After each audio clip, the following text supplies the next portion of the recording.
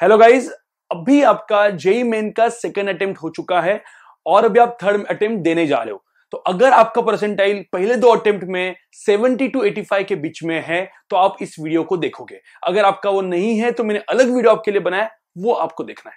ठीक है गाइस, तो अभी मेन क्वेश्चन कैसा है कि आप जेई मेन का थर्ड अटेम्प्ट दोगे 27 अप्रैल से 38 अप्रैल के अंदर, राइट। तो 27 to 30 के अंदर आप आपका थर्ड अटेम्प्ट देने वाले हो और इसी दौरान आपके बोर्ड के एग्जाम्स भी है। तो कंफ्यूजन ये है कि बोर्ड की पढ़ाई और जेई की पढ़ाई को बैलेंस कैसे करें और करें कैसे, राइट। तो ये वीडियो जो है ये आपको थोड़ा सा एक क्विकली मैं आपको बताऊंगा किस तरीके से आपको आपके पढ़ाई को डिस्ट्रीब्यूट करना है, कैसे जेई का पढ़ना है, कैसे बोर्ड्स का पढ़ना है। तो गाइस, पहले तो आपको 13 आवर्स डेली पढ़ना है, 13 घंटा। अब 13 आवर्स में आप क्या क्या करोगे? 3 घंटा में रखता हूं इसमें एग्जाम्स के लिए। तो आप डेली गाइज, आप डेली एक दिन, मतलब जैसे आज है तो आप आज जेई का पेपर दोगे, अगले दिन आप बोर्ड्स का पेपर दोगे।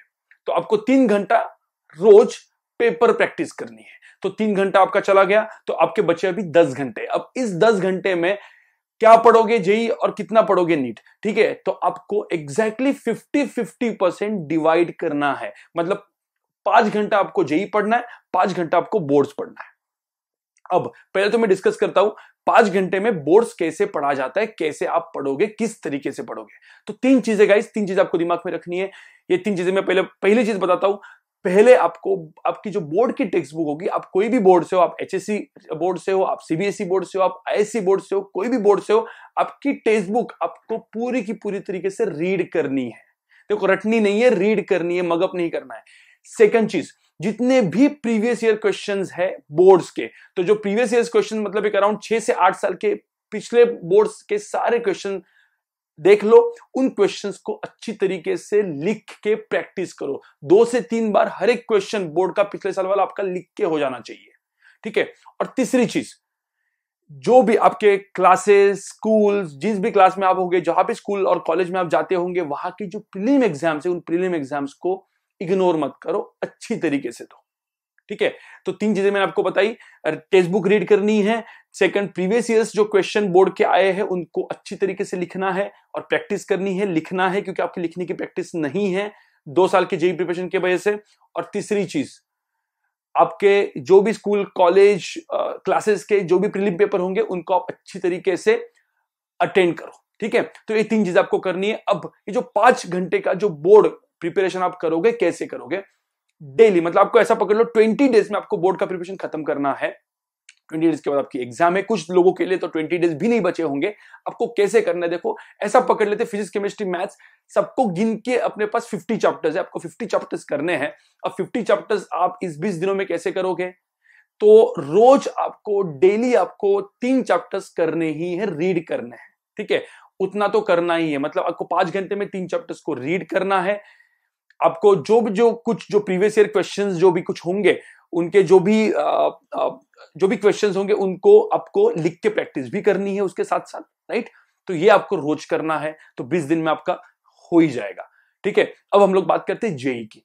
अब जेई में कैसे करोगे? जेई में 5 घंटा क्या करना चाहिए? तो गाइज, जैसे मैंने आपको बोला, आपको हर अल्टरनेट डे आप जेई का पेपर देने वाले हो, राइट।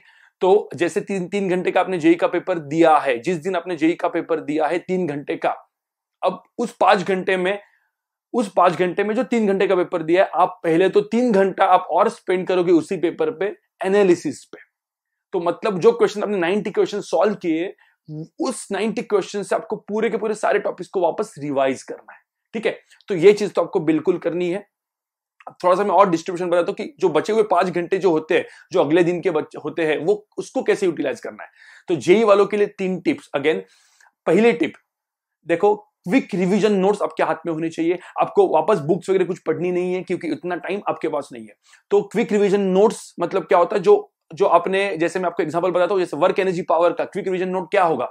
तो work done is equal to integration of force vector dot displacement vector, right, energy, kinetic and potential.